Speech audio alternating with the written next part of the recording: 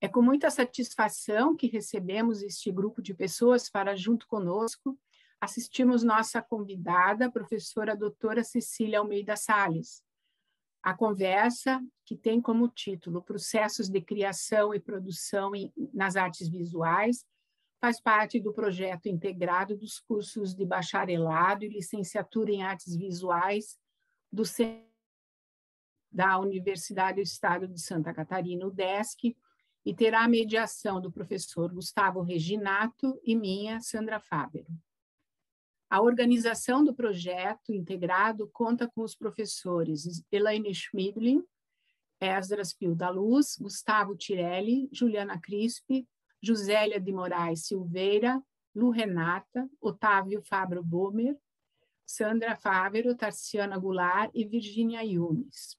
E os estudantes Guilherme Maier Hollerberger, José Vitor Santos, Verônica Gazola e Vivian Leiser. A realização é do Departamento de Artes Visuais, Programa de Pós-Graduação em Artes Visuais, Centro de Artes UDESC, o CEAB, Coletivo Compor, Espaço Cultural Armazém, Coletivo Elza, Galeria de Arte Jandira Lorenz e Grupo de Pesquisa Articulações Poéticas. Boa tarde, agradecemos a todo mundo que está presente. Lembrando que, caso alguém tenha alguma dúvida ou queira fazer algum comentário para a Cecília, a gente vai estar acompanhando o chat aqui e coletando as impressões de vocês, tá bem? Então, eu queria apresentar a professora Cecília. Ela tem graduação em Língua e Literatura Inglesa pela Pontifícia Universidade Católica de São Paulo, 1976. Mestrado em Linguística Aplicada e Estudos de Línguas pela Pontifícia Universidade Católica de São Paulo, 1981. E doutorado em Linguística Aplicada e Estudos de Línguas pela Pontifícia Universidade Católica de São Paulo, 1990. Atualmente faz pós-doutorado no Departamento de Cinema, Rádio e Televisão da Escola de Comunicação e Artes da Universidade de São Paulo. É professora titular do Programa de Pós-Graduação em Comunicação e Semiótica da Pontifícia Universidade Católica de São Paulo. É coordenadora do Grupo de Pesquisa em Processos de Criação, autora dos livros Gesto Inacabado, Processo de Criação Artística, já na sua 5ª edição, publicado pela Intermeios em 2011, Crítica Genética, uma nova introdução, pela Educ em 2000, Redes de Criação, Construção da Obra de Arte, pela Editora Horizonte em 2006, e Arquivos de Criação, Arte e Curadoria, e do CD-RUM, Gesto Inacabado, Processo de Criação Artística, pela Lei de Incentivo à Cultura do Estado de São Paulo. Tem experiência na área de comunicação, atuando principalmente nos seguintes temas: comunicação, processos de criação, semiótica, crítica genética e artes. É um prazer imenso para a gente te receber aqui. Professora Cecília, fica à vontade, a palavra está contigo. Agradecemos a sua presença. Eu que agradeço o convite, estou felicíssima de estar aqui, muito obrigada mesmo. É sempre um prazer imenso, né, a gente levar adiante um pensamento, né, numa pesquisa, especialmente nesse momento que o Brasil está vivendo, a gente ter essa possibilidade de estar aqui na frente de um computador, conversando aqui, estou vendo com 64 pessoas, quer dizer, é um prazer imenso ter isso. Então, muito obrigada mesmo pelo convite. E eu vou contar um pouco, né, como eu estou no ambiente total, né, das artes, vou fazer um pouco esse recorte de pensar a crítica dos processos de criação, que é a pesquisa que eu venho desenvolvendo, na arte contemporânea, porque eu acho que é interessante a gente já ativar tudo isso para a arte contemporânea. Toda vez que eu ouço, né, o meu currículo, eu falo, nossa, devem achar estranho porque eu fiz linguística aplicada. Então, só para explicar para vocês esse histórico pequeno da pesquisa que eu vou fazer agora. é que eu sou professora, né? Fui formada em inglês e daí eu era professora de redação. E eu fui fazer o doutorado, fiquei na linguística aplicada, mas já com orientação da semiótica, da Lúcia Santaella, porque eu, por causa do ensino de redação, eu comecei a querer entender como se escreve, e daí conheci o Inácio de Loyola Brandão, escritor, em que eu perguntei se ele me emprestaria, que eu sabia que ele tinha diários, anotações de um dos livros dele, porque eu tinha visto uma vez uma palestra, e ele me emprestou e a minha vida virou. Então, por isso que o meu doutorado ficou ainda na linguística, porque eu tinha começado lá, achamos melhor não sair para comunicação e semiótica, mas a orientação já na semiótica, e daí que eu passei. Então, essa história dessa pesquisa começou em 1990, que foi quando eu defendi esse doutorado na PUC, e era uma pesquisa sobre processo de criação naquele momento na literatura, mas rapidamente já passou, quando eu passei a dar aula no programa, para ser uma pesquisa em uma grande diversidade de áreas, como artes visuais, cinema, artes cênicas, literatura, claro, arquitetura, design, fotografia, jornalismo, curadoria, crítica, que também hoje nós estamos pensando nessas coisas, no processo de criação do curador, processo de criação, né, do crítico. E o que a gente estudava desde o começo, porque, como eu acabei de dizer, eu tinha esses documentos do Loyola, então a gente passou a estudar isso que eu passei a chamar de documentos de processo ou registros de processo, que são os arquivos, né, que naquele momento ainda nós estamos falando, e como vamos falar por do arquivo que né, os artistas têm e que passavam para o pesquisador. Foi esse o caso, né, de ponto de partida, e logo, rapidamente, já passou a ser em todas as áreas. E o que tem é de uma diversidade imensa, né, de materialidade, anotação, esboço, diário, caderno de artista, registros audiovisuais, maquetes, roteiros, diferentes tratamentos de roteiro, diferentes montagens, contatos fotográficos, enfim, registros analógicos e ou digitais, né? Porque agora já não podemos falar jamais, né? Ficar numa pesquisa marcada por registros analógicos, né? Que são feitos do percurso, esses registros do percurso feitos pelo artista, na linguagem mais acessível a ele naquele momento, por isso que a gente já via o escritor fazendo mapas, o artista visual fazendo reflexões verbais, enfim, a linguagem era a mais acessível naquele momento por necessidade do artista. Então, esse diálogo das linguagens já apareceu como uma característica disso que eu venho chamando hoje de arquivos da criação de uma maneira mais ampla, né? O que a gente busca? A compreensão dos princípios que direcionam os processos criativos que a gente está estudando. Então, quais são os princípios? O que o artista está atrás? Quais são as buscas e como isso se materializa? E a abordagem desses arquivos, isso eu acho que é importante sempre lembrar, que é como índices, a gente está vendo como índices do desenvolvimento do pensamento em criação. A gente tem pistas, né? Tem umas pistas desse desenvolvimento do pensamento em criação. A gente vê como a obra se constrói, né? Então, está sendo construída uma abordagem de processo e não da obra estática, né? Eu não posso dizer que é em oposição, porque não é em detrimento de uma crítica de arte, porque eu vejo que é uma outra forma de se olhar para a arte, mas que não seja em oposição, porque é óbvio que a crítica de arte se mantém com toda a sua força, porque senão nós, né, não haveria motivo da gente a defender que só se fala de uma obra se você sabe o processo. É absurdo você cair também nesse extremo crítico. eu vejo que são abordagens que se complementam, são, né? Mas, ao mesmo tempo, eu acho que para a arte contemporânea já vou ter uma visão um pouquinho, já vou falar um pouquinho de uma maneira diferente.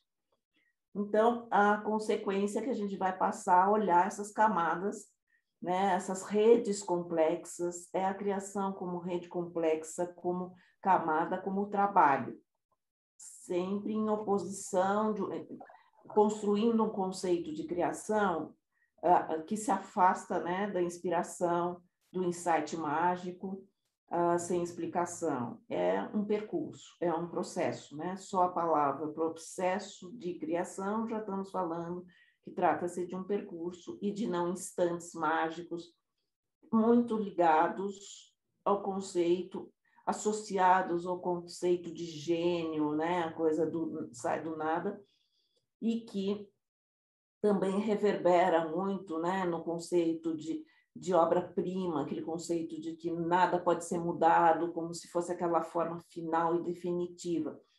É uma abordagem que abala esses conceitos na medida em que está sempre em processo, está sempre aquilo que é mostrado publicamente, pode ser passível, é possível que seja modificado, não necessariamente, mas pode ser modificado a qualquer momento. Então, essa ideia desse inacabamento totalmente afastado, né, dessa coisa da possibilidade de se pensar numa obra definitiva, final, né, uma obra como é a marca do conceito, né, de obra-prima, e também desse conceito de gênio. E isso eu acho importante porque parece que não, mas ainda hoje essa questão ainda em alguns ambientes, em alguns lugares, a coisa ainda, por incrível que pareça, ainda mexe com o imaginário, talvez, de críticos, porque a possibilidade... Eu tenho assim, exemplos recentes na arquitetura, por exemplo, sabe? Se você colocar em discussão, que o Niemeyer fazia esboços ou fazia experimentações, você abala o conceito de gênio, sabe? Como se a genialidade não tivesse experimentação. E eu falo isso que a marca impressionante, que não é uma questão agora na arte contemporânea, por isso que esse caminho da pesquisa de falar em qualquer, né, momento histórico, é só pegar as cartas do Van Gogh, um dos, né, daqueles exemplos mais que todo mundo passa por uma cartas do Van Gogh, de leitura fácil, a gente vê uma conquista, uma pincelada que foi conquistada, relação dele com outros artistas, referências dele da história da arte, enfim, a gente vê experimentações, a gente vê telas infelizes, que ele está infeliz com telas que não estão boas naquele momento, enfim, isso quer dizer experimentação, isso quer dizer processo, né? Então, isso que eu estou dizendo em oposição ao insight mágico de uma tela que sai, e eu pego o Van Gogh sempre como exemplo, que ainda tem a marca da loucura, aquela coisa mais forte ainda para se levar para esse lado, né? Então, ao mesmo tempo, esses diferentes estudos, né, que eu fui fazendo e os meus orientandos, porque eu não posso deixar de falar que essa pesquisa não teria o desenvolvimento que teve se não fosse o grupo de pesquisa, né, que desde 1993 existe na PUC, e que com essa diversidade de alunos, o programa de comunicação e semiótica é interdisciplinar, então isso é muito interessante. Eu tenho na classe, né, gente das artes visuais, do cinema, da dança, das artes cênicas, do jornalismo, da publicidade. Então, isso dá questões da riqueza, ao mesmo tempo também levou uma necessidade, ou também minha necessidade, né, uma confluência aí, de começar a ver nesses estudos das singularidades, né, dos processos estudados, tanto dos meus como dos meus alunos, eu fui percebendo que havia recorrências, que haviam coisas que se repetiam, e eu comecei a perceber que havia isso que seriam aspectos gerais da criação, e que eu daí comecei a sistematizar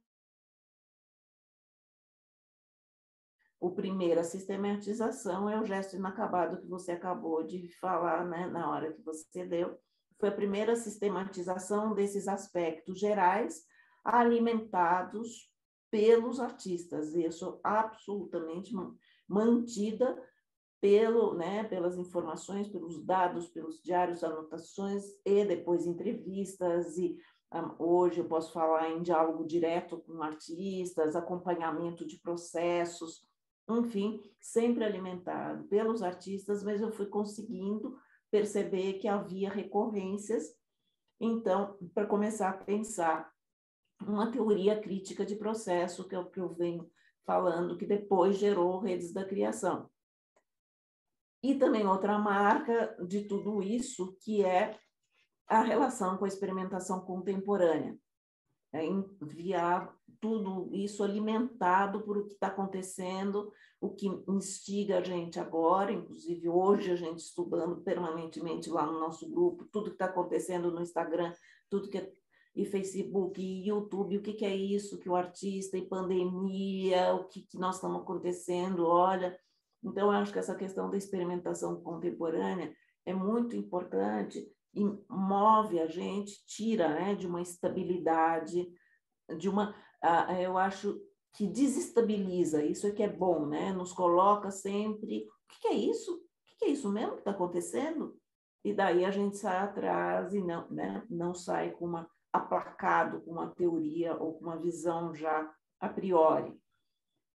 E as minhas pesquisas mais recentes, você ainda falou agora, eu estava fazendo, já acabei o pós-doutorado, né, e que gerou o livro que é Processo de Criação em Grupo, Diálogos, porque daí eu comecei a pensar a questão de cinema, artes cênicas e também a coisa da pesquisa científica, tudo a questão do grupo, mas partindo de uma questão que nenhum processo é individual, né? Quando a gente pode dizer que seja absolutamente individual e partindo até de um conceito que, com a ajuda de um pensador, né, o Vincent Colapietro, que é um pensador da semiótica, com quem eu dialogo muito, ele defende, ele tem um conceito muito bom para a gente pensar isso, é que falar que nós somos seres em comunidade. Então, a questão dos diálogos e os nossos materiais de pesquisa mostram exatamente isso, né? Essas interações. Porque, por exemplo, no diário fica tanto marca do quê? Coisas que você leu, livros que leu, exposição que foi, esse filme que assistiu, conversas, enfim. Então, isso que eu estou falando, nós já somos seres em comunidade, então nós estamos imersos nessa relação com o outro. Os processos em grupo, esses sujeitos em comunidade vão estar em interação, que ganha complexidade, e que nós não podemos falar, por exemplo, que as artes visuais também já estão também, né, nessa interação fora, quando a gente pensa na curadoria, quando a gente pensa, né, no espaço, nas instituições, né, de arte onde você vai expor, nós estamos sempre nessas interações. Então, partindo de que sempre esse sujeito é em comunidade, ganha complexidade nos processos em grupo, mas já as artes visuais a gente não pode pensar como esse sujeito isolado, né? Eu vou dar um exemplo um pouco do grupo de pesquisa, para dizer o que atrai os pesquisadores, né, para dar só uma materialidade aqui de pesquisas que tenham saído de lá com diversidade de objetivos. Então, por exemplo, a Paula Martinelli, uma orientanda, fez um mestrado sobre fotografia do Eustáquio Neves, diante de um incômodo das outras abordagens para fotografia que ela via, muito marcadas por tentar dar um significado, sabe, para a fotografia. Então, logo, aquela crítica, o que significa, o que quer dizer, então aquilo angustiava muito, e daí ela chegou, né, ao nosso grupo e falou, puxa, era isso que eu queria. Ela estava trabalhando com o Eustáquio Neves, que já tinha uma fotografia em camadas, então tinha materialidade de processo na própria fotografia.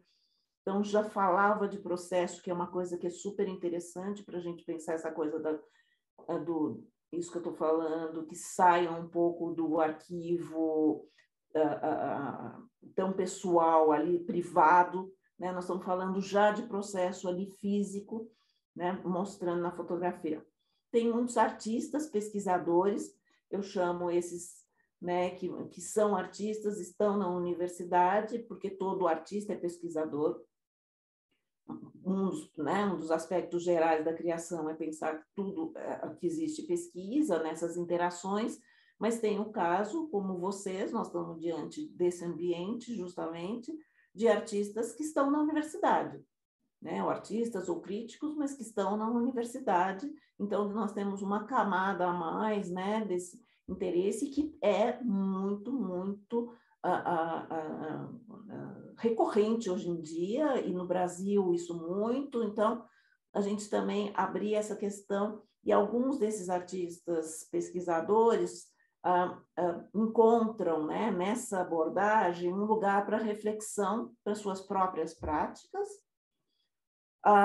às vezes direta ou indiretamente. Por exemplo, o Samir Sheida foi um orientando que fez um mestrado sobre montagem do Walking Dead, né, da série. Ele é montador. Então, é uma coisa assim, não é que ele esteja pegando montagem das próprias montagens, mas ele está refletindo sobre montagem que vai de volta, né, para a questão dele, que é a da montagem dentro do cinema. Outro caso são artistas pesquisadores que buscam, às vezes, outros artistas, mas que, na verdade, quando a gente vai vendo a pesquisa caminhando, são artistas que eles estão estudando que dialogam com as suas próprias obras, com os seus próprios projetos artísticos. É muito interessante, são pessoas que os atraem por algum motivo e que daí passa a, né, fazer a pesquisa, aparentemente não do seu próprio processo, mas volta para o seu próprio processo, como é o caso da Regina Gorzillo e do Wagner Miranda, que também fez sobre o Beto Alencar, e que tem toda uma questão de já ter trabalhado com ele e de ter um projeto artístico muito, né, em comum com as buscas artísticas dele, pesquisador Wagner, naquele momento, né? Tem também outros, como Vinícius Gonçalves, que muito jovem, um menino saindo do curso de multimeios que tem na PUC, e que ele foi estudar na Maria Maiolino, né? Eu achei assim fantástico, né? Um pulo na geração ali. Ele é um menino de 20 e poucos anos, estudando na Maria Maiolino, e fascinado, e fez um lindo mestrado sobre ela. Nessa produção contemporânea, que os mostrando, né, aqui os arquivos vão ganhando mais complexidade na produção contemporânea.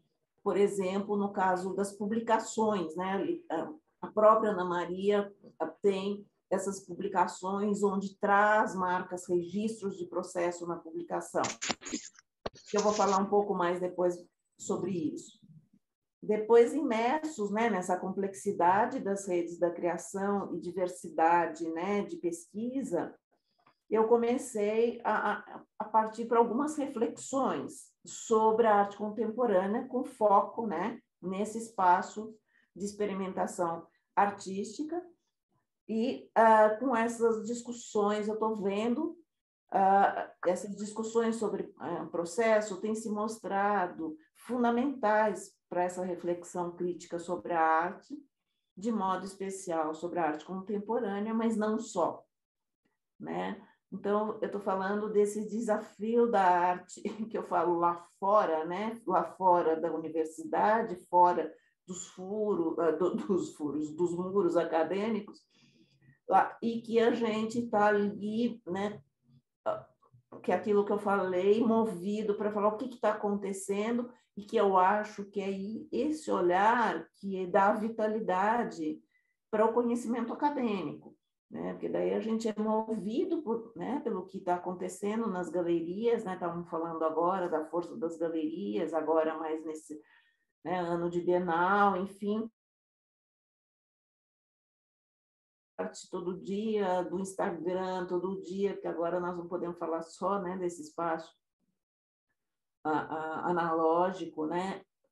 Então, expor-se, né, ao contemporâneo é um desafio para a crítica, pois pode parecer assim uma falência, né, da gente ficar diante da falência de modelos de análise, classificações, modelos, eu fujo, né, assim, totalmente, né, de definição de gênero, de modo de olhar, sabe, esses modos de olhar que já dão que você já conhece, que dá uma certa segurança para o crítico, que são classificações, são modelos, e que normalmente eu falo que são formas teóricas que rejeitam tudo que não cabe nelas, né? Que essa visão não é estruturalista mesmo, não é uma visão estruturalista, às vezes não necessariamente com teorias estruturalistas, mas visão estruturalista que põe a forma e tira tudo que não cabe, né? Então, eu acho que ao assumir a postura que privilegia a obra, né, a crítica precisa permanentemente criar novas ferramentas capazes de compreender essas provocações da arte contemporânea.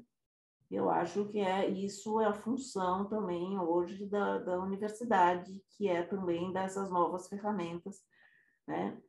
E é um desafio e é uma provocação, e eu tenho muito partido desses desafios e provocações da arte, né? Então, eu vou falar um pouco assim desse caminho mais a partir de alguns exemplos, né, de obras estimulantes, né? E que eu acho que é um jeito da gente ir atrás de explicação.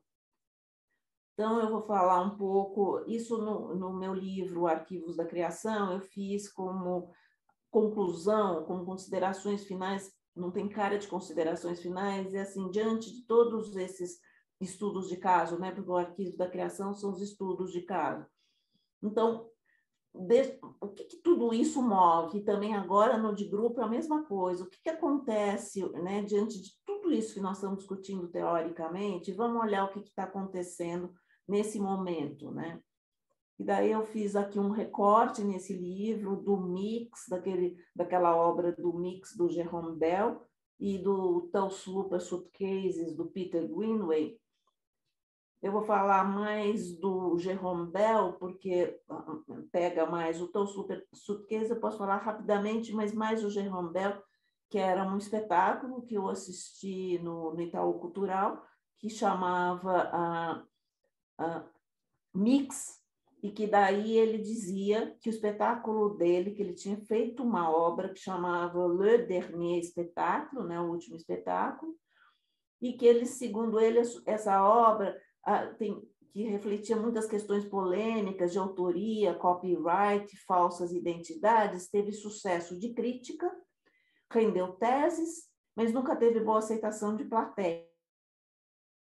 Ele apresentando esse projeto que a gente ia assistir. Quando convidado a apresentar essa obra, optou por reproduzi-la sob esse novo formato, que é esse mix, para ser melhor compreendido pelo público. E isso eu falo sem esquecer da ironia e humor dele, porque ele está ali sentado falando sobre isso numa mesa. Então, sem possibilidade da gente definir com precisão o que a gente está assistindo, o que a gente vê é um coreógrafo sentado numa mesa, fazendo uma palestra, a partir de permanente consulta, né, no computador. A gente toma conhecimento nessa conversa dos diálogos, dessas interações que eu acabei de falar, das buscas, das hesitações, das certezas. Tem a tradutora ainda do lado, que ainda dá mais uma complexidade ali, mas ali era porque era Brasil, enfim. Mas havia também intervenções, né? Trechos de vídeo, espetáculos projetados quando ele pedia, e ainda umas performances dele no meio, ou demonstração à guisa de detalhamento de alguma explicação. E como essa palestra, super entre aspas, fazer parte do espetáculo mix, era algumas vezes interrompida por um outro performance que chamava Shirtology e que as pessoas tiravam camisetas e camisetas, não era ele, entrava alguém, enfim, isso a gente assistiu. Então, é aquelas coisas, o que é isso? O que é isso? O que a gente assistiu? E nos dois, não há delimitação de mídia, porque aqui a gente está vendo e está falando de dança, tem o vídeo, e tem o que a gente pode falar nesse sentido também de uma indefinição de fronteiras, né? No caso de mídias e de gênero. O que é isso? Espetáculo. Um espetáculo de dança? Uma palestra? Uma palestra sobre... É tudo isso, porque ainda tinha as performances, tinha o vídeo, enfim. Então, é esse espaço de que a arte contemporânea nos coloca de invasão de outros roteiros, territórios, né? Gerando modificações em ambos, né? E isso é uma coisa que vai fazendo a gente pensar. Por isso que a arte contemporânea passou por tanto desses conceitos, né? Como expandido, contaminado, convergência, hibridação entre imagens. A gente vê que essas palavras compostas são tudo tentativa de dar conta dessa diluição de fronteiras, né? E é interessante a gente pensar pelo lado da crítica, criticamente, e pelo lado da gente ouvir o artista, a gente ouvir o que o artista está dizendo que aquilo é. Eu acho isso importantíssimo, porque é ali, não é assim, mas aquilo não é espetáculo de dança. A gente que, sabe, então, a gente, e não a gente vinha aplacado com o que a gente chama, que daí é a coisa de fechar num gênero, fechar, né?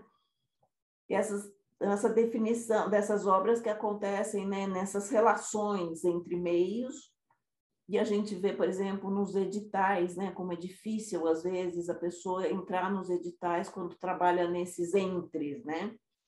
Então, e que sempre vem esse ambiente da morte de gêneros, de mídias, né? Morte do cinema, morte de pintura, e a gente vê que nunca é morte, a gente está vendo sempre, a gente pode falar muito mais em cinema, pintura transformados, em interações e contágio mútuo, né? E nenhuma morte, a gente vai vendo tudo isso sendo reativado, sendo renovado e chamando o que o artista quiser que chame.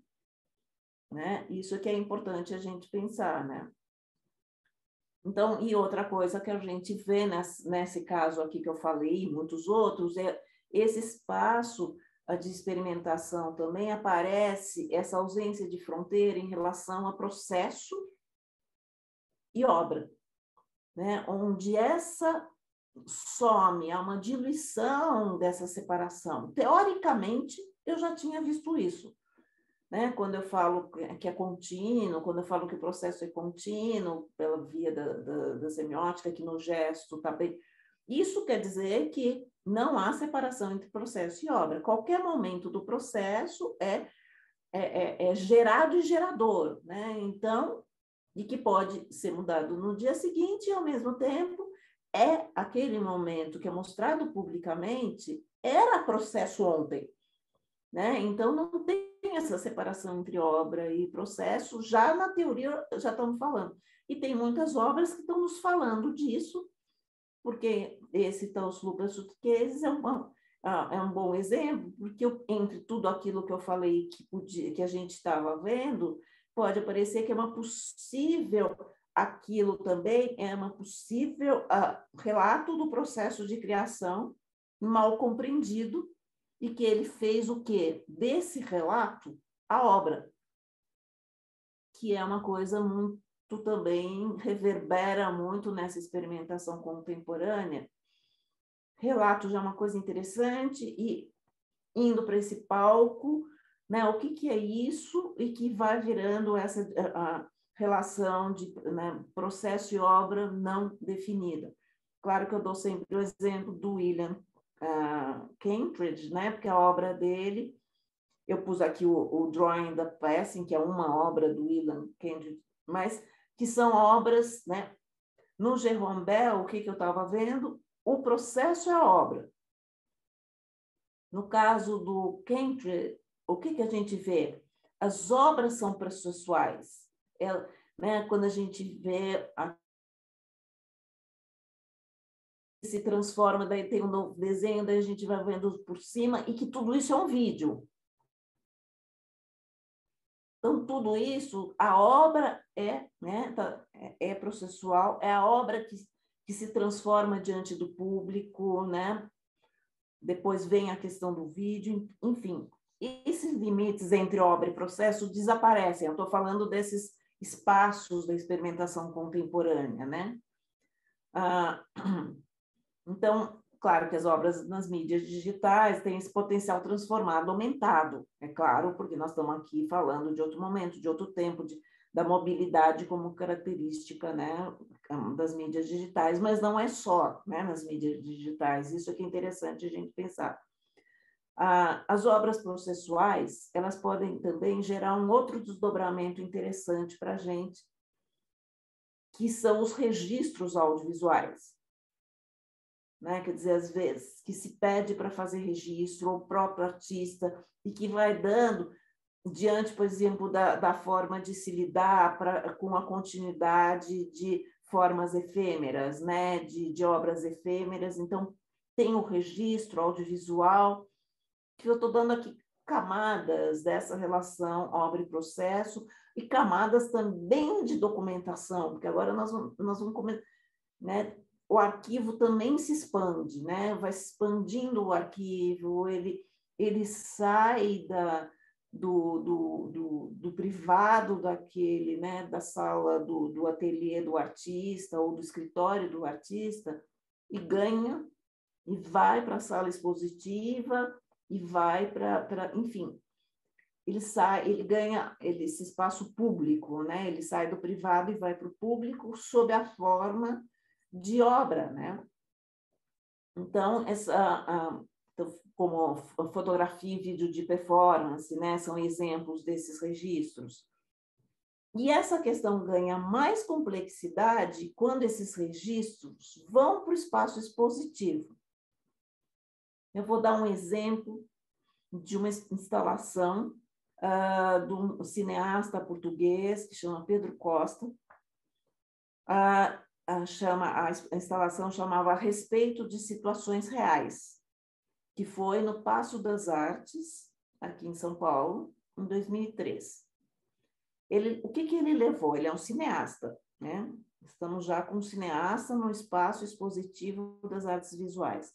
Ele levou para esse espaço expositivo uma instituição das artes visuais, né? Os copiões do filme dele, aquilo, né, que não tinha sido levado para o corte final, o que não foi usado no filme. E que o Jean-Claude Bernardet fez um texto chamando isso de processo como obra. Então, continuando aí, né, o processo virou obra no espaço expositivo das artes visuais, só para a gente vendo, né, essa complexidade que a gente está vendo dessa relação processo e obra, dessa experimentação processo e obra. Ao mesmo tempo, eu continuo, né, nessa tentativa de mapear alguns campos, né, onde flagra essa ação mais proeminente da arte contemporânea, e uma delas que é a questão da fragmentação materializada nos samples, né? E que é interessante, eu recentemente encontrei um livro fantástico que chama Cut and Paste, do Patrick Elliott, que tem 400 anos da colagem. É uma história da colagem ao longo de 400 anos. Eu estou falando dessa fragmentação, eu estou falando, quando colagem, eu estou dizendo, estou dialogando, né, com apropriação, a questão de arquivo, banco de dados, colecionismo, que está interligado ao cut and paste, que seria, né, um procedimento de edição, né, de montagem, envolve jogos combinatórios. Então, quando eu descobri esse livro, eu fiquei louca, porque ele caracteriza, ele dá materialidade para uma coisa que eu estava sempre pensando, que pensar esses procedimentos de criação como, em geral, a gente quebra a cronologia da história da arte e a gente consegue pensar isso, né? Esse cut and paste ao longo de 400 anos. Ao mesmo tempo, vai ter as suas singularidades em determinados momentos históricos e ainda do artista específico que a gente está estudando, que fala desses instrumentos históricos, né? Então, isso é também um desdobramento dessa pesquisa, de pensar esses procedimentos gerais, para nos dar também, né, essa possibilidade de pensar já a primeira camada, processo de criação, como tema transversal, né? Para todas as manifestações artísticas e produções humanas, a gente pode dizer, né? É transversal. Vamos encontrar, a partir do que a gente tem em geral, a gente encontra o que é singular. O mesmo Colapietro, que tanto me ajuda a pensar, ele fala, pensar é generalizar para lançar luzes sobre o específico. Para mim, isso é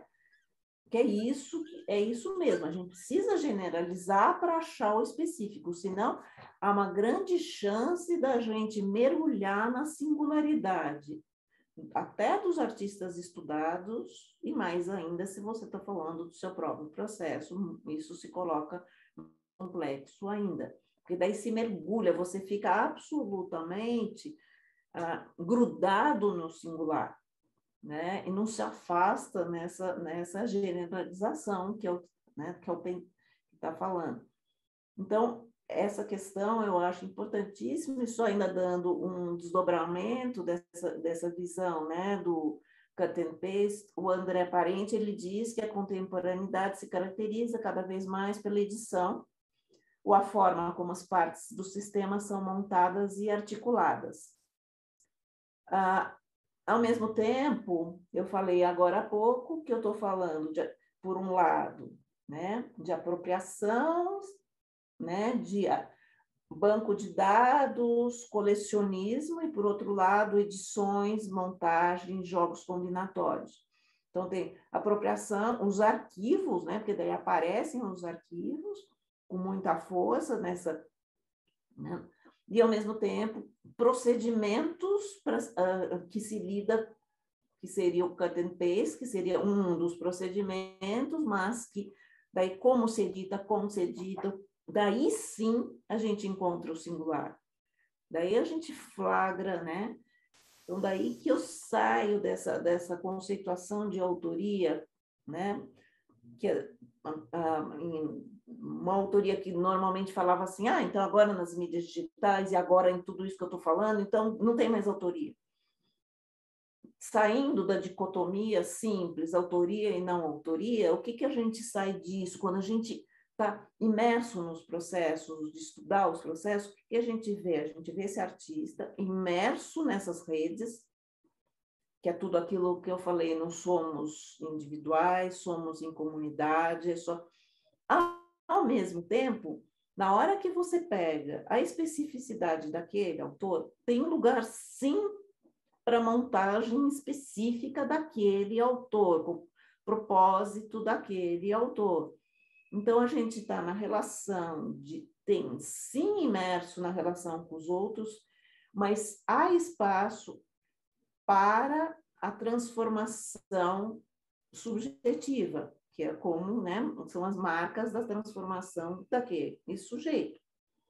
Até as nossas pesquisas, nas nossas leituras dos teóricos, a gente faz a mesma coisa, né? A gente lê o teórico, se apropria dele e faz a nossa montagem, que é também em nome do quê? Em nome da pesquisa da gente, dos nossos interesses. Você pode ler o mesmo texto, várias pessoas vão pegar partes, até a mesma parte, às vezes, do texto, mas com interesse totalmente diferente. Por quê? Porque daí tem a ver com o nosso interesse, né? Que é essa marca dessa subjetividade, né?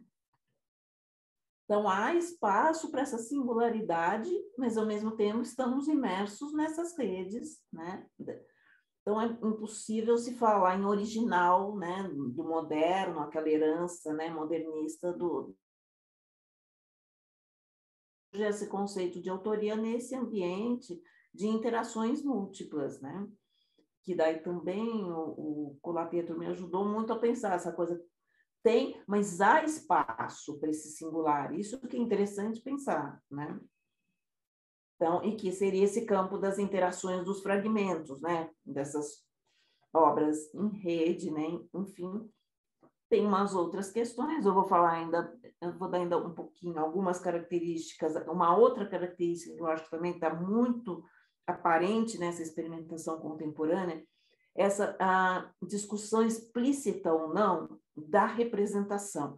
Eu estou chamando aqui de representação, já estou melhorando um pouco esse termo, estava muito atada ao filme Jogo de Cena, do Coutinho, porque ele trata isso com camadas de complexidade super interessantes, e ele usa, né, claro, vindo do cinema, e até a palavra jogo de cena, e vindo da representação, né, essa coisa que ele propõe ali um jogo com incerteza, né, total em relação às donas das histórias relatadas. E vai levando esse jogo a limites vertiginosos. E para quem gosta de processo, a gente vai ver making of e vai ver os DVDs, as explicações, que daí, na hora, né, isso ainda no tempo do DVD, agora eu acho que o DVD já está até, mas enfim, tem no YouTube, provavelmente tem tudo, mas não tem o pacote, né, porque no YouTube você pode procurar, vai encontrar, mas a ideia de que a pessoa, o próprio Coutinho, preparou um DVD que tinha aquelas e aquelas cenas, e aquelas já dá, é uma outra camada de que o processo é obra, e que a gente assistindo do Coutinho, você ainda fica mais vertiginoso ainda a dúvida de quem é dono de cada história. Você acha que você vai encontrar os donos, você não sabe mesmo. Então, isso eu acho que também está sendo um grande jogo da experimentação contemporânea, que eu vejo muito acontecendo também nas artes cênicas, dialogando com o audiovisual, muito, porque também tem uma coisa do vídeo indo para o palco, e eu acompanhei também um projeto da Janaína Leite, que é uma atriz, e que ela trabalha muito com essas camadas de quem é a história, e com a história dela, né? Tanto que esse projeto Conversas com Meu Pai, só para falar isso, sabe? Onde esse sujeito está ali, mas ao mesmo tempo é a história, porque sempre é, né? Também nós não podemos negar que né, todo projeto artístico é marcado por essa biografia, é marcado por essa, mas ao mesmo tempo é transformado, porque está virando, mas daí fica esse lugar onde você não sabe, mas ali é o vídeo do pai dela mesmo, mas veja, não sei o quê, e essas camadas vão, né, também essa questão da representação em diferentes formas, né? E sempre essas indefinições de obra e processo, vocês estão vendo, né, sempre E eu termino aqui com o exemplo na fotografia do Atlas, do Gerhard Richter, né, daquela obra Atlas Gerhard Richter. Eu brinco que quando eu vi, eu comprei, né, daí quando chegou, eu falei, eu tenho o Atlas do Gerhard Richter. Daí percebi que não, eu tinha uma publicação, uma mera publicação de um projeto muito mais amplo, né? Então, só para a gente trazer à tona o que é essa relação da arte contemporânea, da experimentação contemporânea com os arquivos. Então, vamos só falar um pouquinho do projeto do Vista, para terminar, né, a nossa conversa aqui, para depois abrir para as perguntas, né? Então, na apresentação de uma das publicações, que é a tal que eu tenho, na introdução, o que dizem? Trata-se de uma publicação monumental, mapeia as ideias, processos, vida e tempo de mais das famosos pintores do fim do século XX. Então, eu estou explicando, o Atlas é um organismo que se desenvolve e muda ao longo do tempo, composto por fotografias, desenhos, colagens, esboços, que vêm sendo coletados pelo pintor desde 1962.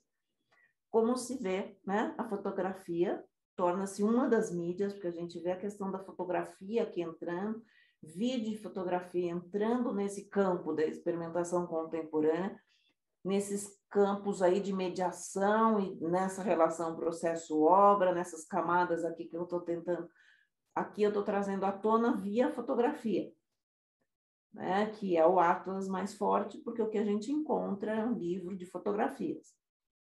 Fotos, uma das mídias, né, utilizadas pelo Vista nisso que parece ser a publicação de um vasto caderno de anotações, sob a forma de imagens arquivadas, organizadas e publicadas.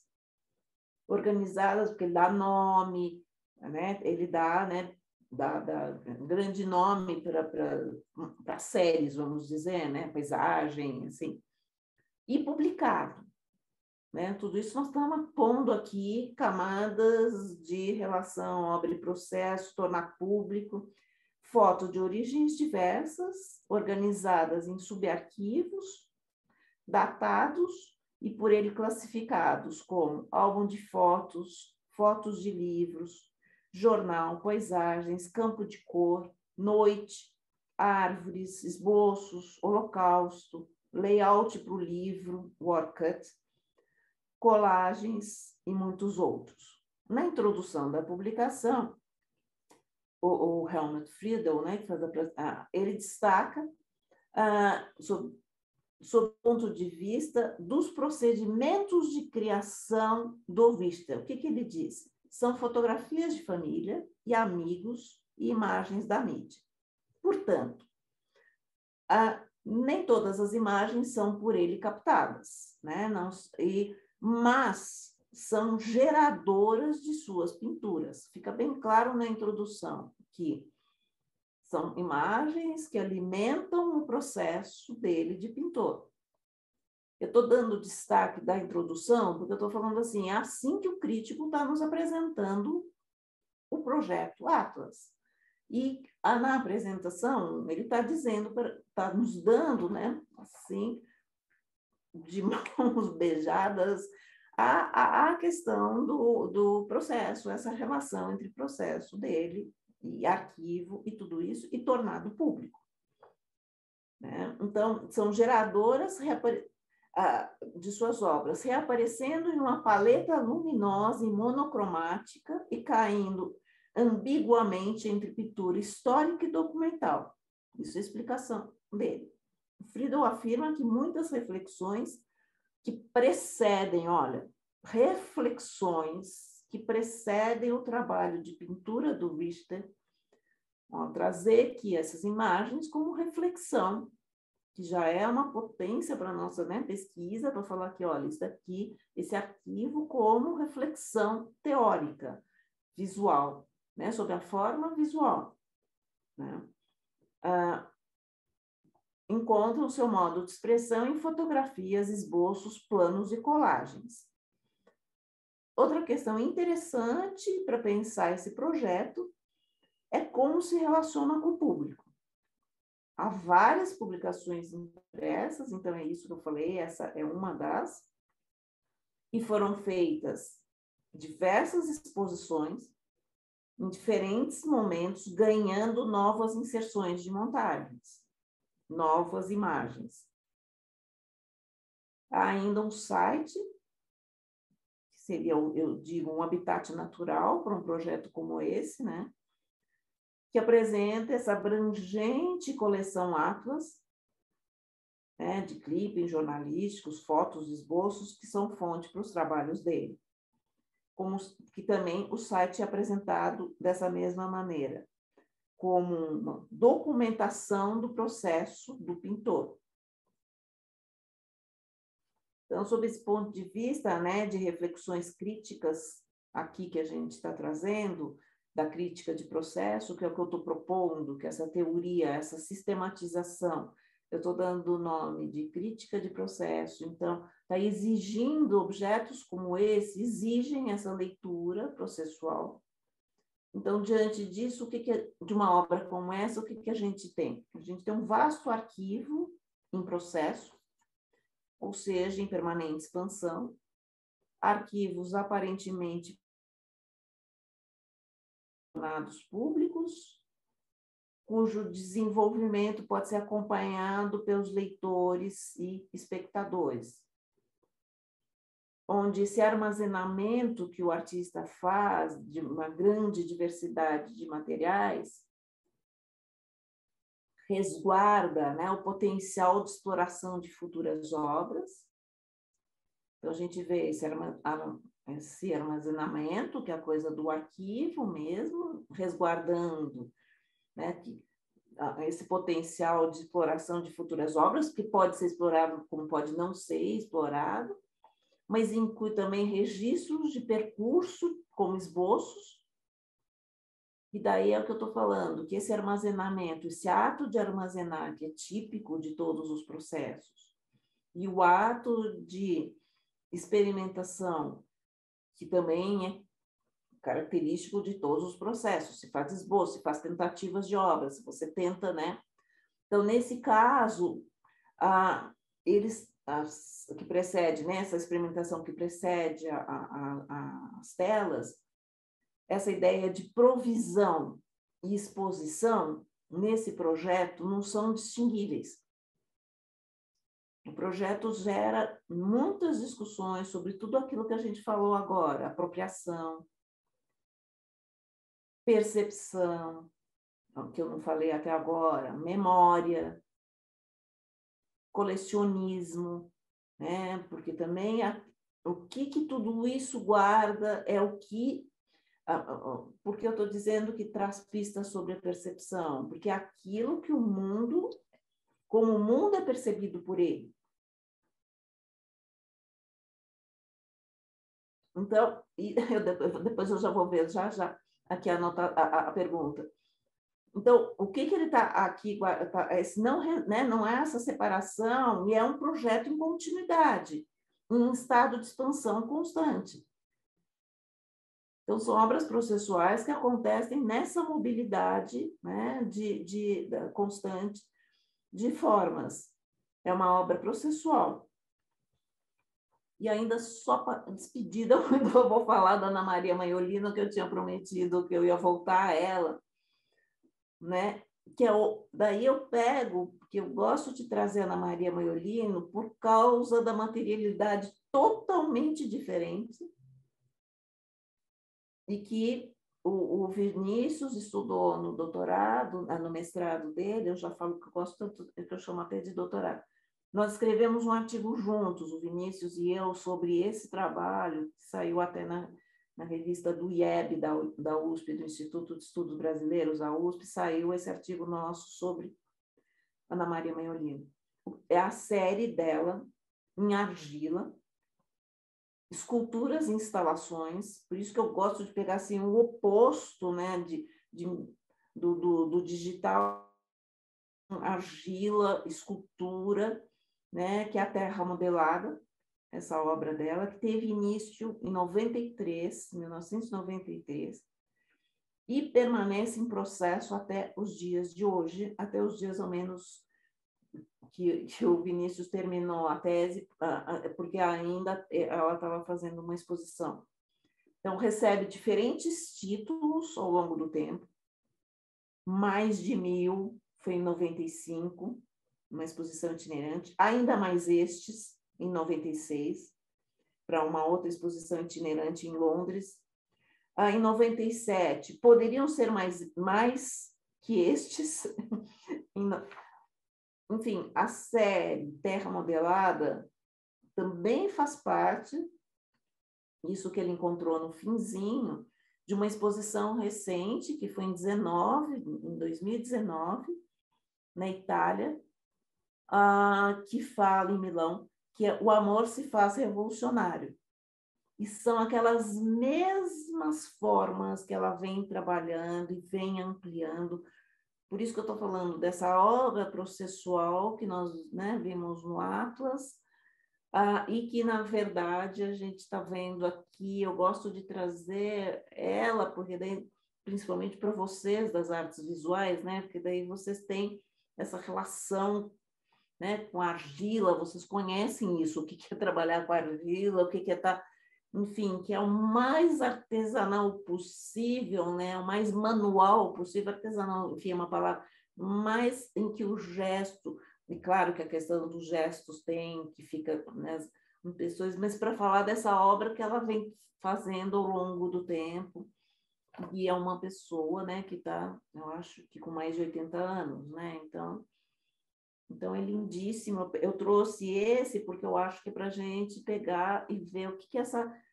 Voltando àquele começo, que era necessário para pensar como se faz obras, mas extrapola o como se faz a obra. Agora, eu acho que essas questões que eu trouxe estão nos pondo diante de uma necessidade de se pensar obras processualmente, né? Não de forma estática, não. Então, acho que seria essas questões, e daí eu tô louca para que ler.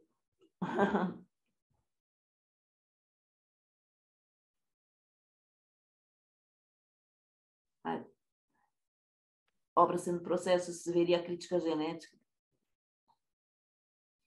Como, sem dúvida, isso, para a construção de uma crítica junto à disciplina de artes das escolas, sem dúvida. Eu acho que a gente vem discutindo muito isso, e é graças a vocês, graças a esses cursos que pedem para a gente pensar isso, e eu vejo, uma coisa assim, essas questões gerais,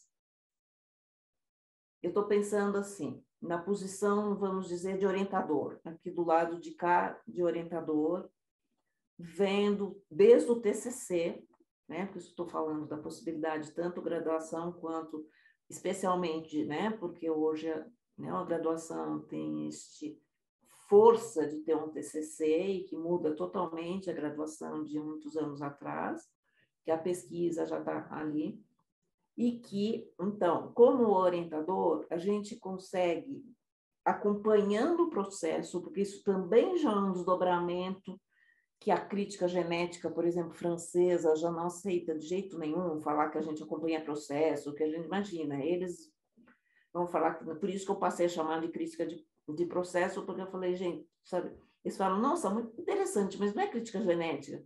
Porque você veja, sabe, daí volta, já, porque era digital, porque era não sei o que, nossa, ainda nós estamos falando numa aula que eu dei a semana passada. Eu falei, gente, eles fizeram um congresso para falar da perda da entrada do digital. O que perdemos? Eu falei, gente, mas ninguém pensa o que ganhamos, e o que nunca tivemos tudo, sabe? Então tem tudo. Nossa, porque agora, mas algum dia a gente teve tudo do processo? Nunca. Então, daí teve um congresso inteirinho falando da entrada do digital, e era aquela conversa da perda. Daí entra a gente lá do pessoal da PUC, já todo mundo assim, já todo mundo lidando com arquivo digital e não digital, porque é isso que eu ponho. Também continuam as anotações sendo feitas, né? Então, eu estou falando agora, eu aqui como orientador, olhando de fora esses aspectos gerais, eles ajudam a flagrar essas questões que parecem ser o que move, né, o que está movendo esse processo em construção. E que pode, daí, dependendo de como vocês, como vocês lidam com o que é pedido para o aluno e para o mestrando, né, tanto na graduação como mestrandos e doutorandos, dá uma forma de uma reflexão teórica exatamente se afastando. Aquilo que eu falei da generalização que sai de escola, né, do singular. É assim, bom, se a questão é tal tipo de montagem, sei lá, se nós estamos falando de superposição de imagens.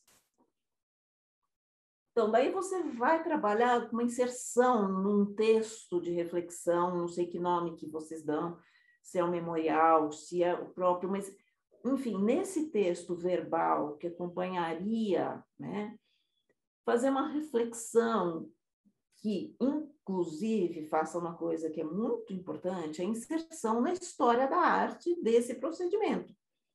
Por isso que eu quase, quando eu vi esse livro, eu fiquei enlouquecida, com um cut and paste de 400 anos.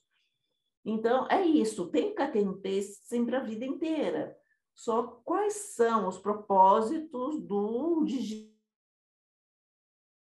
de hoje e do projeto desse? E se a pessoa, a gente consegue flagrar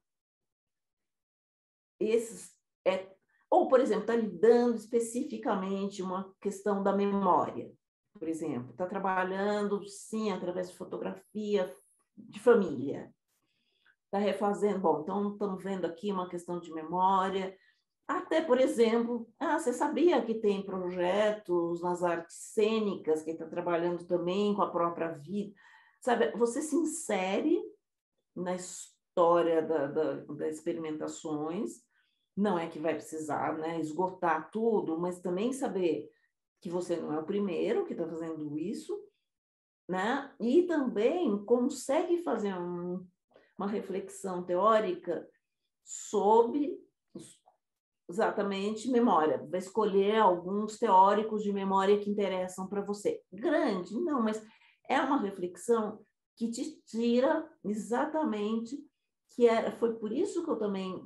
Aquela coisa que você nunca sabe muito da confluência da pesquisa, porque foi, né? Tem o meu ambiente acadêmico, que era interdisciplinar.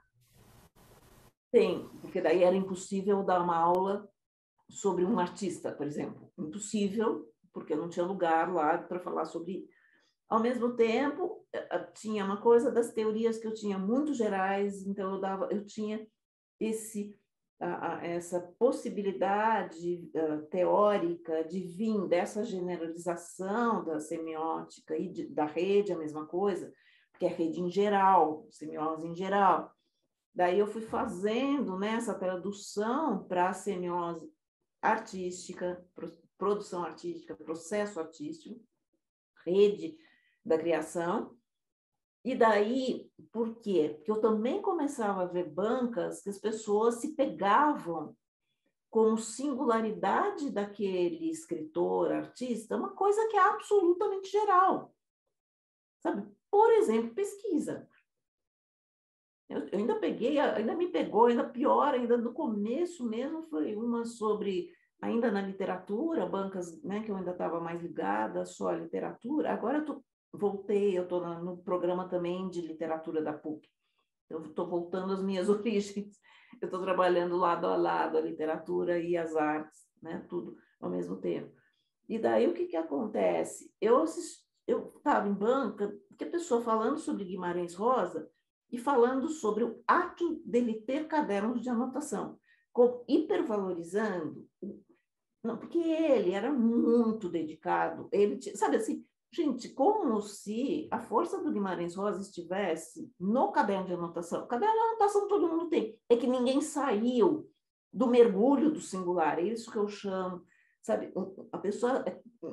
E eu falo também que também tem uma história aí minha, que eu também lidei já com Loyola, que é artista com... Né? Então, 90, ele era mais novo ainda, agora ele já está acima do bem e do mal, porque ele entrou para a academia, então é outra coisa. Mas imagina ele, nos anos 90, em ebulição ali, jornalista, em cima de um mundo extremamente preconceituoso com a produção contemporânea, aquela coisa na literatura mais ainda, as artes, eu acho que foram mais rápido a entrada dos estudos acadêmicos da arte contemporânea, embora foi muito marcada pelo moderno, né, muito mas enfim, ou tendo aqueles marcos, né, de tem que passar por Lígia Clark, por Oiticica, né, eu me lembro quando eu estudei o Senise, ele ainda brincava, meu Deus do céu, sem desmerecer jamais Lígia Clark e Oiticica, mas uma coisa dos estudos sempre não, porque a Lígia Clark, Oiticica, Lígia Clark, gente, sim, mas daí vamos ver o que está acontecendo. Eu acho que também tinha esses cuidados, aquela coisa de você esperar ser clássico para ser estudado, né? Ou ser chamado por algum crítico que pode... Enfim, tem toda uma coisa ali. E como eu também lidei com essa coisa dele, vivo ali, ativo e trabalhando em jornal e tudo, então também eu já fui pensando aí dos outros, lendo também muito. O fulano disse isso, né? O Loyola disse isso, mas o fulano disse isso, e o outro também, porque daí me dava, né, um certo respaldo para depois, isso eu percebi, para descolar também da singularidade dele, porque daí, senão ficava, senão era assim, não, para o Loyola tal coisa é importantíssima. Gente, para todo mundo isso é importante, para o fulano, isso é importante. Então, isso foi me dando, era também um jeito, né? Eu brinco que se eu tivesse estudado Guimarães Rosa, eu já estaria talvez feito outro desenvolvimento totalmente diferente. Porque quando você lida com acima do bem e do mal, você, né, aquela coisa, claro, Guimarães Rosa, sem desmerecer jamais Guimarães Rosa, mas eu falo assim, Mário de Andrade, aqui em São Paulo, né, quer dizer, adoro. As cartas do Mário de Andrade é um material infinito de estudo de processo de criação. Né? Então, infinito. O que eu li, tudo que passou na minha mão, eu li e juntava. O Mário de Andrade disse isso, Loyola disse isso, não sei o que lá. O Valéry, eu tinha a frase que eu conheci, o Valéry disse isso. Loyola, depois eu pensei assim, nossa, deixa eu pôr primeiro o Valéry, no fim o Loyola, porque senão vai parecer que eu estou... Mas é porque é comum mesmo. Então, para responder a sua pergunta, eu acho que a gente pode ajudar achando esses aspectos para se afastar e para não cair no relato, na descrição, né, na cronológica. Né? Às vezes, esses diários, mas que não seria isso, os diários seria para a gente estudar depois, mas não que seja o próprio diário, mas que seja, né, que saia uma reflexão teórica. O teórico que eu estou chamando é dentro da criação, não é dizer assim, precisa ler tal, né, mas é dentro, tirar do próprio processo que tem ali de aspecto geral que pode ajudar a pessoa. Assim, porque, por outro lado, nessa graduação mais ainda, importantíssimo você estar inserido, né, nessa história da arte, porque é parte integrante, tem uma história atrás de você, né, e, ao mesmo tempo, ajuda aí, pensando em mestrado e doutorado, né, essa coisa são mestrados acadêmicos, né, ainda tem alguns que são, né, profissional, mas aqui, e que a gente pede muito isso, né, o que você fala? Mais uma outra pergunta. Sendo que o auxílio para a maturação da poética do artista, quanto para a mediação junto aos seus alunos, isso, construção crítica, junto à disciplina arte em escolas, isso, nossa, isso é um caminho que ainda está para ser bem trilhado na nossa área. Eu estou ainda tateando, estou com poucos orientandos trabalhando com a coisa da educação, mas eu já fiz muito, sabe assim, porque ele tem que ser muito bem elaborado, assim, reflexão muito rica para não virar modelo. Eu sei porque eu passei por isso, por exemplo, quando eu fui dar uma palestra há muito tempo para um curso de arte, de fotografia. E daí, quando eu cheguei, eu vi que tinha um clima meio, sabe assim, tenso. E daí eu percebi que o professor tinha obrigado a fazer caderno de anotação, porque tinha lido o meu livro e falou que tinha que ter caderno de anotação. E eu vi que as pessoas... E eu acho que ele até meio que dava nota, sabe assim, avaliava o caderno. Daí, quando eu vi o incômodo antes, foi bom que eu cheguei, antes era no tempo que a gente era presencial, então a gente falava com as pessoas. Daí eu comecei a desmontar, ao mesmo tempo eu não podia dizer que o professor tinha feito uma loucura, porque o problema é virar modelo, é isso que eu falei, sabe? Todo mundo tem que ter caderno. Olha, todo mundo tem que fazer rascunho mesmo no texto escrito. Não é que o rascunho nasce, o esboço nasce da tentativa de obra, não é porque te obrigaram a fazer esboço. Depois eu vou ver... Não é, né? Não é porque você foi obrigado, é porque não ficou ainda bom. É por isso, é por necessidade de esquecer. Mas não porque o professor mandou anotar. Então, eu acho que a educação está um campo muito fértil. Eu tenho começado a pensar, mas ainda, eu digo, tateando, sabe, assim, pelo sensível, pelo conceito de erro. Erro é um lugar aí que, se a gente pensa o erro vermelho, o professor marcando, e a gente sabe que erro é processual ao mesmo tempo, tem normas, enfim, no campo da arte é mais amplo, né? Eu estou pensando da língua ainda, então, né, quer dizer, é tudo tateando, eu acho que merece, e eu estou vendo que está aumentando muito o interesse por essas relações com a educação.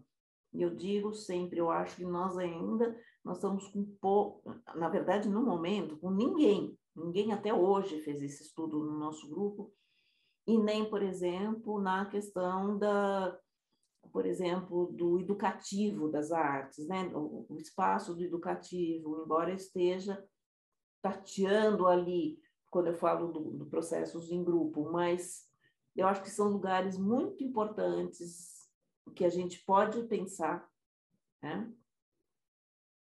Professora, nós temos mais uma pergunta no chat. Da Caroline, né? Estou vendo aqui. Isso. Gostaria de saber, tem indicações de referências bibliográficas, de pesquisadores.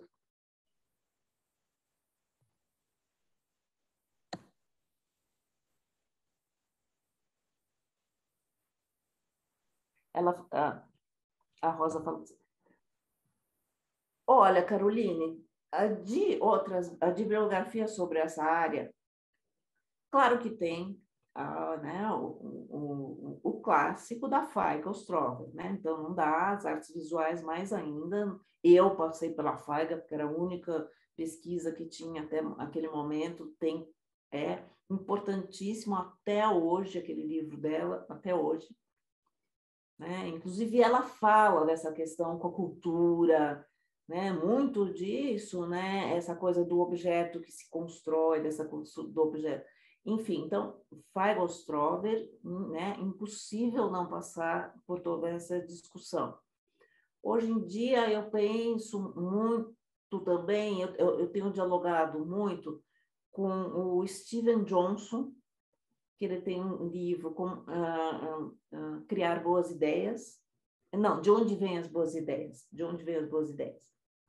Do Steven Johnson, e que tem, de um modo muito semelhante ao que eu venho pensando, e também está tentando achar coisas gerais, assim, em formulações, que eu estou chamando ali de tipos de formulação de hipóteses, né, artísticas, né? Mas ele está atrás disso também, de questões gerais, né? Tanto que aparece coisa como a questão do acaso, do erro. Então, só para falar como a gente acaba se encontrando, e ele parte, eu estou falando de Steven Johnson, assim, zero relação, né, com qualquer coisa que eu...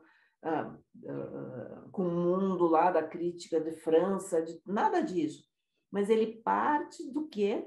Dos diários do Darwin. Então, vocês vejam como essa materialidade do diário e essa necessidade de encontrar de onde vêm as boas ideias, porque eu flagro esse nome do livro dele como uma das características gerais do processo, que é o ato de formular hipóteses, no nosso caso aqui, artísticas, né?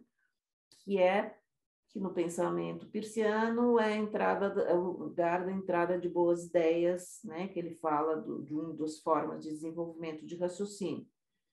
Então, eu fiz uma relação disso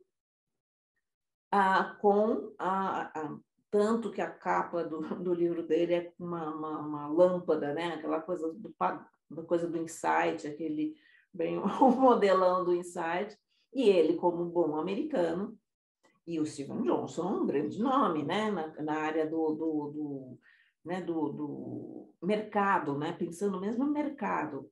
Ele é chamado para palestras e a gente vê que o livro, ele vende aquelas ideias. Ele está falando assim, flagrei tal questão importantíssima, tipo redes líquidas. Ele fala dessa coisa da troca no grupo, ele chama de rede líquida.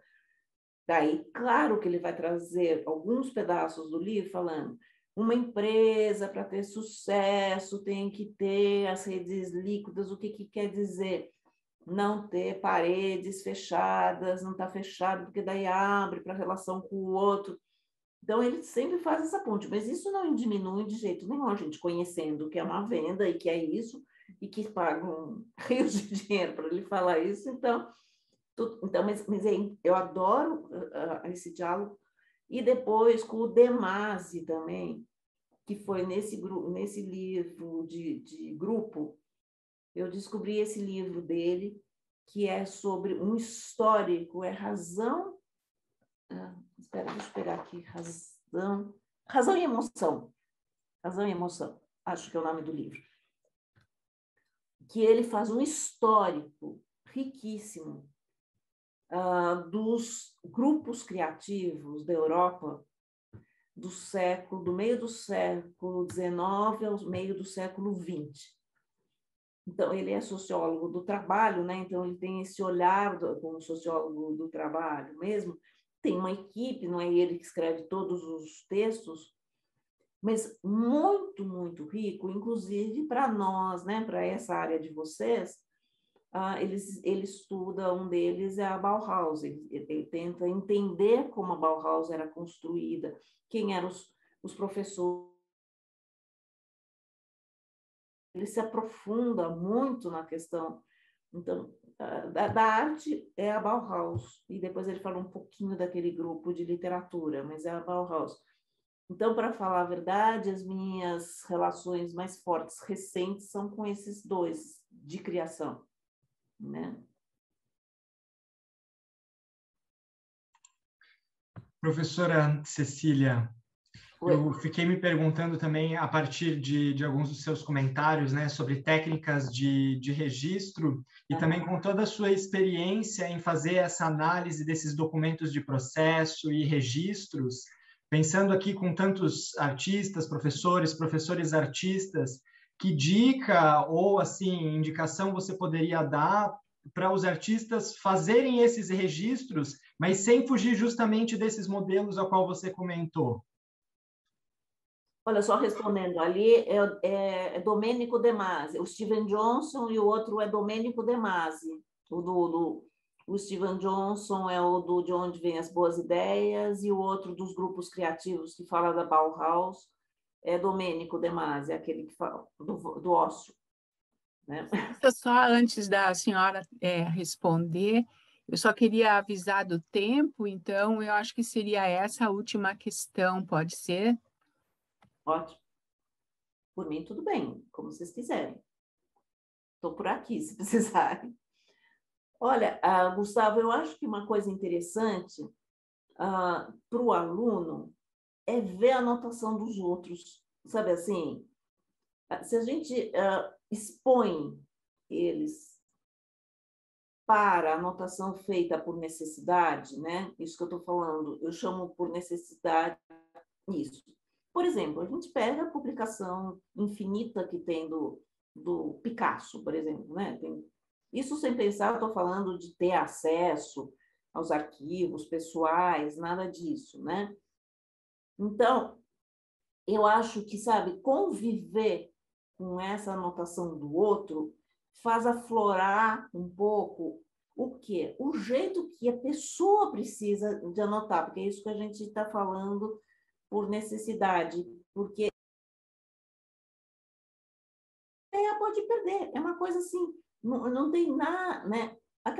Pode estar perdido, aquela frase pode ser boa para você depois pensar alguma coisa, né?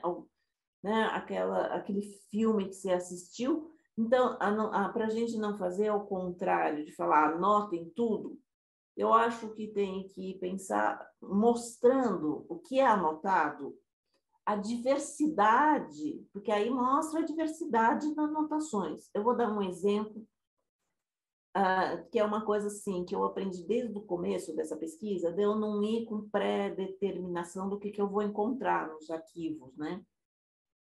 Claro que eu tenho uma ideia, assim. Daí eu fui. Acho que eu vou dar 2 exemplos para uma exposição que eu fiz, que foi a abertura do evento, do grupo de pesquisa. A gente fez uma exposição que chamava Bastidores da Criação, e que a gente já trabalhou em todas as áreas, muitas áreas, com aí arquivos de várias áreas. Daí eu fui, em alguns dos artistas visuais, eu fui aos ateliês para visitar. Daí um dos ateliês que eu fui foi do Evandro Carlos Jardim, o gravador. Virou meu grande amigo, tanto que a capa do Gesto é dele, dado por mim, está aqui, tem paixão.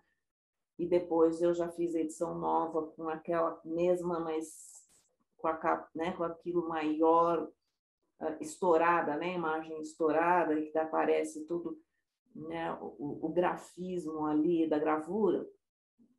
Então, fui lá, aquela coisa, vou lá pegar, que era eu ainda novata no campo das artes visuais, eu ali tateando, né, não sei o que, então, ele é gravador, então vai ter, né, a coisa do matriz, e depois, enfim, eu pensava, né, esboço, matriz, e depois as provas de autor, né, porque a gente sempre PA, a gente sabe que a gente compra, que é mais caro, porque é prova de autor, e as cópias. Enfim, linearizei o processo.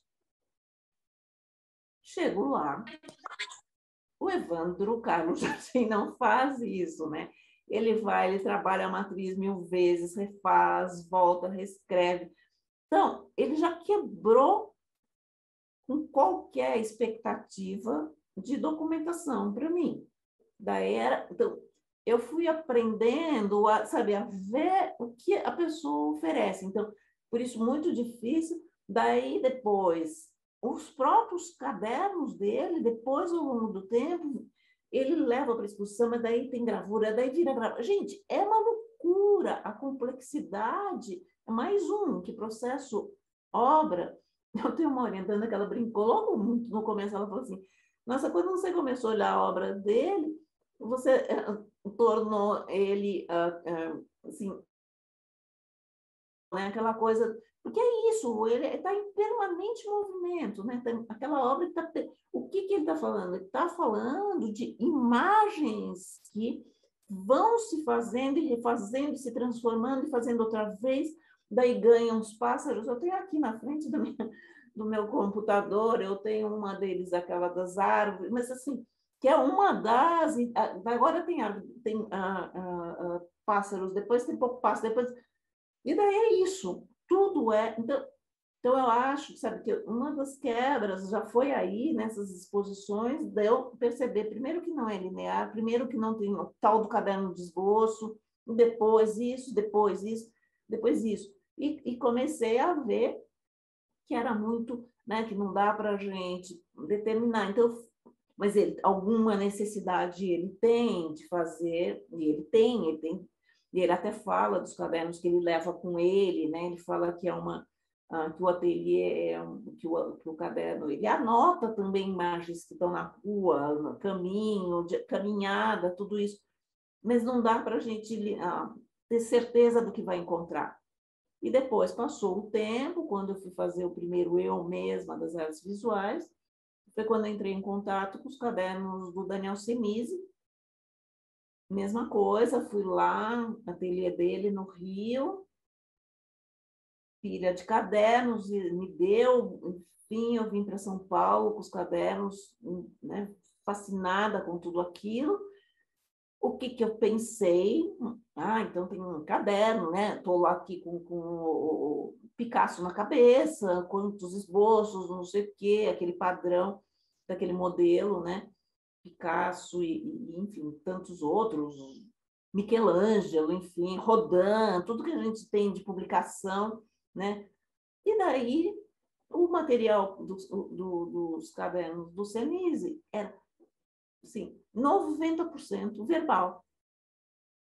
Reflexões, pensando, algumas imagens soltas, jamais um esboço um esboço de uma tela, jamais. E ele, inclusive, aquilo que eu falei, ele não chama de caderno, ele chama de livro. Porque ele fala que é capa dura, por isso que eu falei, tem jeito da gente aplacar o que é um caderno? Não tem. Ao mesmo tempo, relata mil coisas, inclusive sonho, que foi um ponto de partida. Aqui no Redes da Criação eu falo daquele sonho, que daí eu encontrei, assim, não é esboço, não dá nem para falar que é um esboço, é um desenho do que ele estava pensando, sabe assim? Então, e daí vai juntando uma... Então, some linearidade e tudo de verbal que vinha aparecendo era uma reflexão sobre esse fazer, por que fazer esse tipo de pintura, enfim. Falei com fulano, por exemplo, um crítico passou aqui, fala o nome do crítico, e perguntou com área eu lido. Ó, e ele escreve, nossa, daí ele foi pensar que memória é essa, com que eu estou trabalhando, daí ele escreve que é um sótão de memórias. Daí eu tenho até o texto aqui, só porque eu li ontem esse texto, ele é tão forte do sótão de memórias, eu adoro. Só para ver, sabe? E cadê os esboços que eu imaginei que tivesse? Para ele precisa, e escreve, e escreve, e escreve.